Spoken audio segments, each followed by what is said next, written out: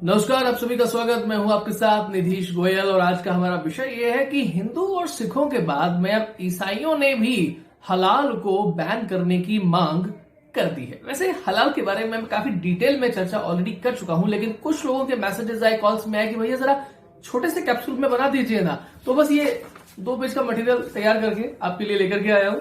तो भैया बात ऐसी है कि इसका मतलब ये हुआ कि राष्ट्रीय स्वयंसेवक संघ यानी कि आरएसएस की जो आइडियोलॉजी है उसने क्रिश्चियन कम्युनिटी को भी अब अपने कब्जे में ले लिया है। अब हमारे लोकतंत्र के लिए ना इससे बुरा कोई दिन हो नहीं सकता। It's a sad day for a democracy कि आरएसएस ने क्रिश्चियन कम्युनिटी को अपने कब्जे में ले लिया है। बात यह है कि केरल बेस्ड एक क्रिश्चियन ऑर्गेनाइजेशन है, churches auxiliary for social action.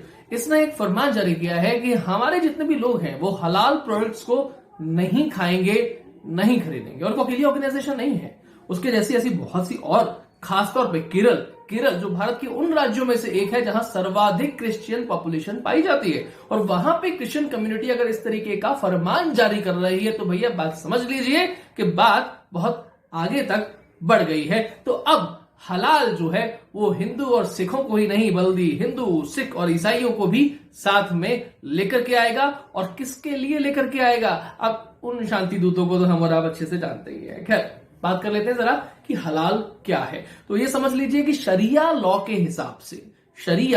हिसाब से जो भी कुछ करना अलाउड है वो सब हलाल होता है। और खासतौर पे फूड की बात करें तो कैसे तैयार किया जाता है, तो जानवर जो है वो मक्का की तरफ फेस करें, जानवर का गला रेतना होगा, वो बेहोश नहीं होना चाहिए, जिंदा होना चाहिए, कॉन्शियस स्टेट में होना चाहिए, और उस समय जब गला रेता जाएगा तब कलमा भी पढ़ा जाएगा। अब आप सोच लीजिए कितने ब्रूटल तरीके से, इतने निर्दयी, इतने जघन्य तरीके से अगर किसी जीव की हत्या की जाएगी, उसे मार के उसको परोसा जाएगा, तो बहुत सारे नॉन मुस्लिम्स जो ग्रुप्स हैं वो डेफिनेटली ऐसे फूड को खाने में अनकंफर्टेबल तो फील करेंगे ही करेंगे। और दूसरी चीज, जो आइडियोलॉजी आपको या हमको काफिर कहती है, जो आइडियोलॉजी ये कहती है कि आप तो जहन्नुम में जाने वाले हैं, ऐसे में उनकी उस तरीके के चीजों को पकाकर खाने में क्या हम लोगों को थोड़ा झिझकना नहीं चाहिए? आप ऐसा सोच सकते हैं कि भाई इसमें क्या है, अब ठीक है खाना खा लिया, अब खाने में धर्म थोड़ी होता है, जैसे कि जोमेटो वालों ने कह दिया था कि भाई खाने का कोई धर्म नहीं होता। तो एक एग्जांपल से समझ लीजिए, मान लीजिए आपका नाम राकेश है। अब राकेश जी जाते हैं पनवाड़ी की दुकान पर खाने के लिए पान। अब पनवाड़ी की दुकान पर बड़ी सारी ब्रांडिंग है, बड़ा सारा पोस्टर लिखा हुआ है, I am sorry for that unparliamentary word, नहीं लेना चाहता लेकिन फिर भी ले रहा हूं, कि राकेश हरामजादा है। ये पनवाड़ी की दुकान के बाहर लिखा हुआ है। अब आपका नाम राकेश है, आप उस पनवाड़ी की दुकान से पान खरीदेंगे जिसके ऊपर बड़ा सारा पोस्टर में ये लिखा हुआ है कि राकेश हरामजादा है? नहीं खरीदेंगे ना। तो जब आप अपने लिए पर्सनली वो पान नहीं खरीद सकते क्योंकि उस पनवाड़ी की दुकान के बाहर ये चीज लिखी हुई थी, जो लाइन मैंने बोली, तो वो जब आपको ये कहते हैं कि हम काफिर हैं और आप जहन्नुम में जाएंगे, तो ऐसे में आप हलाल वाली उस चीज को कैसे खरीद सकते हैं? दूसरी बात, ये तो हलाल प्रैक्टिस थी, है ना। अब हलालोनॉमिक्स क्या है, यानी कि आर्थिक जिहाद जो हिंदुस्तान में चल रहा है वो क्या है, जरा उसको भी आप समझ लीजिए। पहले जरा यूरोप की बात कर लेते हैं। यूरोप जहां पर बहुत कम बेसिकली मुस्लिम पॉपुलेशन है, इवन दैन हलाल स्टोर्स बहुत बड़ी मात्रा में खुले हुए हैं। तो ये केवल भारत की बात नहीं है, ये पूरे वर्ल्ड की बात होने वाली है। यूके की बात कर लीजिए, यूके में जहां मुस्लिम पॉपुलेशन केवल 3 से 4% है, but sheep and lamb meat 70% तक यानी कि 70% तक वहां पर हलाल मिलता है, जबकि 3 से 4% केवल मुस्लिम पॉपुलेशन है। 70% तक शीप और लैम मीट वहां पर हलाल प्रिपेयर होता है, हलाल मिलता है। इवन हिंदुस्तान में मैकडोनल्ड्स, KFC, ऐसी बहुत सारी कंपनीज खुले आम ये कहती हैं कि हमारे यहां जो पैकेज्ड मीट होता है, प्रोसेस्ड पैकेज्ड मीट होता है, वो 100% वर्ड भी जोड़ती है, 100% हलाल तरीके से तैयार होता है, वो 100% हलाल होता है। और केवल इतना ही नहीं, हलाल साबुन, हलाल कॉस्मेटिक, हलाल ड्रग्स, और अब तो हलाल हॉस्पिटल्स और हलाल एयरपोर्ट भी आ रहे हैं। अगर आप वहां पर उनके लिए नमाज पढ़ने के अलग से कमरे बना देते हैं और वुजू करने की जगह हो जाती है, तो फिर वो हलाल एयरपोर्ट्स, हलाल हॉस्पिटल्स भी सर्टिफाइड हो जाएंगे। तो अगर मैं हल्के शब्दों में कहूं तो ये उस तरीके की बात होगी कि कोई बॉयफ्रेंड अपनी गर्लफ्रेंड के साथ में डेटिंग करने के लिए जा रहा है और एकदम से बॉयफ्रेंड ने कहा कि मैडम आप हलाल सर्टिफाइड तो है ना। सोच लीजिए, ये एक्चुअली बात कुछ ऐसी ही है कि आप हलाल सर्टिफाइड है तो आप हमारे हैं, नहीं है तो आप भाड़ में जाइए। कितने ज्यादा हलाल इंडस्ट्रियल कॉम्प्लेक्स आज खुले हुए हैं आपको मालूम भी नहीं है। मतलब एक्सपोर्ट इंडस्ट्री की बात करें, क्योंकि देखिए आयात निर्यात से हमारा काम चलता है, अर्थनीति यही बात करती है।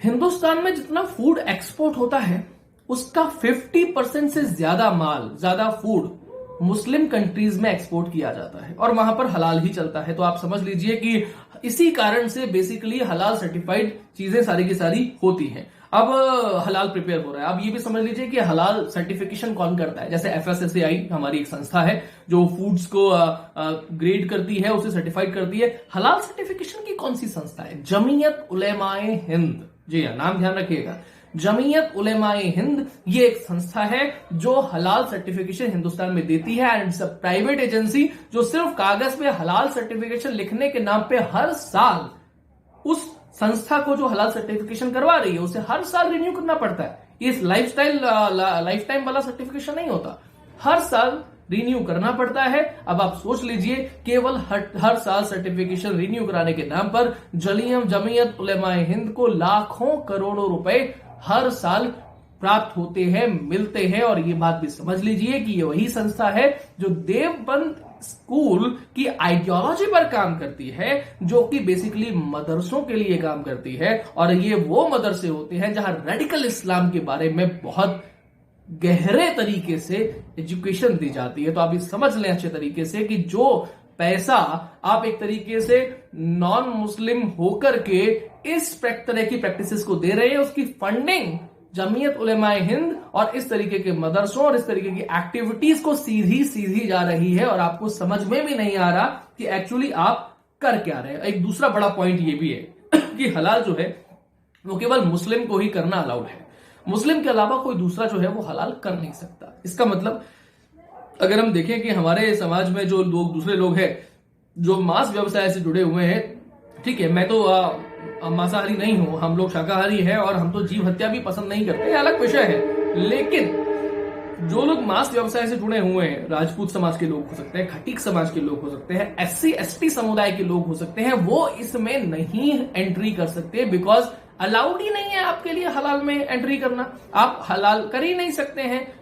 आप ध्यान करेंगे, कुछ समय पहले खबर आई थी कि मुंबई में, बेंगलुरु में एक मुस्लिम व्यक्ति जो है उसे फ्लैट नहीं मिल रहा। उसे फ्लैट इसलिए नहीं मिल रहा और बड़ा धमाका हुआ था कि भाई मुस्लिम होने के कारण से उसे फ्लैट नहीं मिल रहा। कभी ऐसा आता है कि मुस्लिम होने के कारण से आपको किसी कंपनी में जॉब नहीं मिल रही है। जब इतना धमाका, इतनी बड़ी खबरें, देशव्यापी खबरें बन सकती हैं, तो आप सोच के देखिए कि ये भी तो प्राइवेट ऑर्गेनाइजेशन है, दैट इज जमीयत उलेमाए हिंद, जो प्राइवेटाइजेशन के नाम पर हलाल सर्टिफिकेशन आपको दे रही है और सीधा कह रही है कि आप तो नौकरी नहीं कर सकते वहां पर क्योंकि आप मुसलमान नहीं हैं।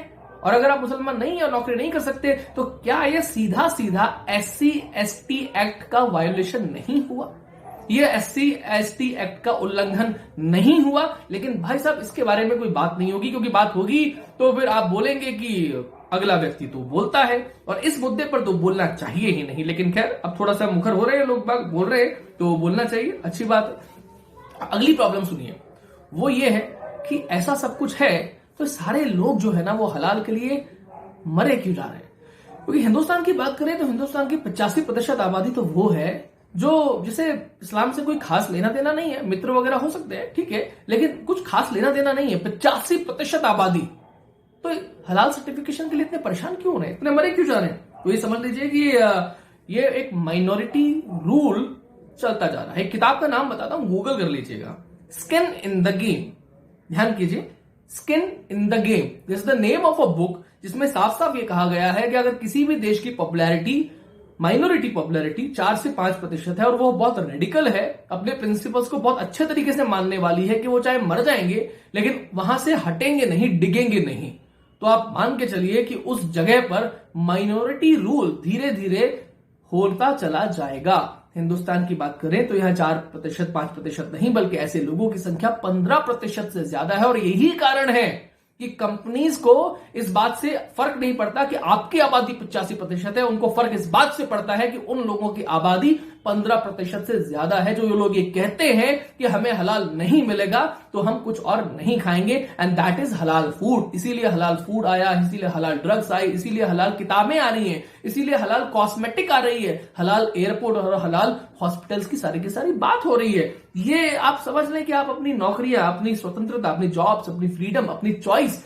ये सब भी लगातार तरीके से खोते जा रहे हैं और आपको मालूम ही नहीं चल रहा कि जिस तरीके से हलाल के लिए एक जीव को, एक पशु को बेहोश न करके जिंदा ही कॉन्शियस स्टेट में उसका गला रेता जाता है, ठीक वैसे ही हमें जीवित अवस्था में रहते हुए भी हमारी आर्थिक स्थिति पर लगातार आघात हो रहा है, हमारी पॉकेट को लगातार रेता चला जा रहा है और हमें समझ में भी नहीं आ रहा कि हम कैसे खुद उनके हाथों हलाल होते जा रहे हैं और एक्चुअली हमें कोई फर्क भी नहीं पड़ रहा है। तो अच्छी बात अब यह है कि अगर अलग अलग रिलीजियस ग्रुप इस बात को सपोर्ट कर रहे हैं कि वी विल बैन हलाल, हम हलाल फूड को और हलाल सर्टिफिकेशन की कोई भी चीज अगर आती है तो उसे एक्सेप्ट नहीं करेंगे, तो भैया इससे अच्छी बात कोई नहीं हो सकती है। अपनी झटका कम्युनिटी को सपोर्ट कीजिए, ऐसे लोगों को सपोर्ट कीजिए, इस मुहिम को आगे बढ़ाइए, क्योंकि बात तभी बनेगी या कंपनीज तभी मानेंगी जब कंपनीज की पॉकेट पर आपकी लात पड़ेगी। तो कलेक्टिव प्रेशर होना और कलेक्टिव अटैकिंग एक्शन प्रेशर होना ये बहुत जरूरी है। इसको करना शुरू कर दीजिए, वरना ध्यान रखिएगा अभी हलाल कुछ और हो रहा है। आर्थिक स्थिति से अगर आप हलाल होते गए तो स्लो मजे लो वाली स्थिति आ जाएगी और वो मजे आपके हो जाएंगे। एक्चुअली आपके हो नहीं जाएंगे बल्कि आपके मजे ले लिए जाएंगे और फिर आप कहीं के रहेंगे नहीं। फिर आप मत कहिएगा कि हमें किसी ने बताया नहीं था। तो आज के इस विषय में अभी तक के लिए इतना ही। अगले विषय को लेकर के एक बार फिर से आपसे मिलूंगा और एक बार फिर से कहता चलूं, अगर आपने जम्बू टॉक्स विद निधीश गोयल को सब्सक्राइब अब तक नहीं किया है तो प्लीज देर किस बात की, सब्सक्राइब कर लीजिए, वीडियो को थम्स अप कीजिए, लाइक कीजिए, वो घंटी दबा दीजिए जिससे कि नोटिफिकेशन आपको मिल जाए। ये सारी की सारी शेयर करने जैसी कुछ बातें हैं, इतना ही कहना था। बाकी तो जय हिंद, जय भारत, जय श्री राम।